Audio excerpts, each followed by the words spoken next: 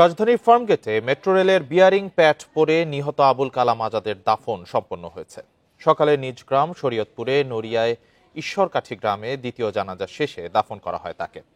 এ সময় পুরো এলাকায় নেমে আসে শোকের ছায়া, কান্নায় ভেঙে পড়েন স্বজনরা। এর আগে প্রথম জানাজা হয় নারায়ণগঞ্জের সিদ্ধিরগঞ্জের পাঠানতলী আইলপাড়ায়। রোববার রাত ৮টার দিকে তার মরদেহ শ্বশুরবাড়িতে নেওয়া হলে হৃদয় বিদারক পরিবেশ তৈরি হয়। পরে তার মরদেহ নেওয়া হয় শরীয়তপুরের নড়িয়ায়।